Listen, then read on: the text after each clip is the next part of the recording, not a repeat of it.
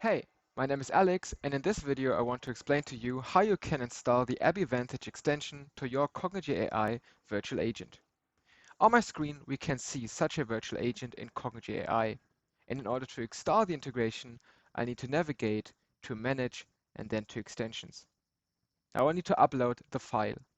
The file can be downloaded from our Help Center under Extensions Overview.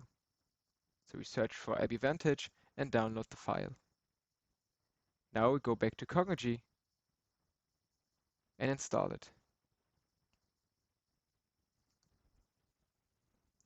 As soon as the extension is uploaded to our virtual agent, we see it here in the list and can click on it in order to see the details. Who built this, what it's about, which connections are required, and the general information of what we can do with it. Next to the package information, we can see the now exposed flow nodes like Authenticate and Get Skills. So let us enable this extension to be used in our project.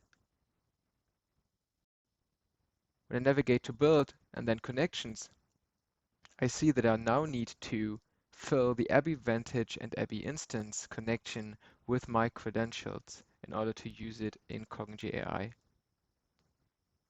Then I can go to my flow and add a new flow node to the conversation.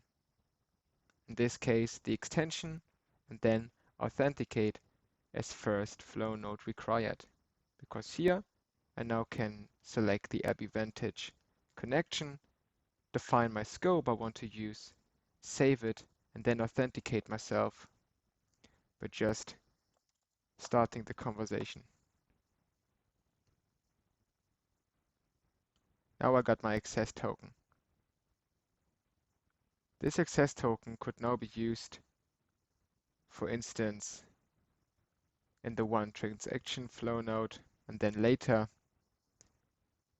in the get transaction flow node in order to extract the information from the processed skill in order to use it in the further conversation with, for example, a say node.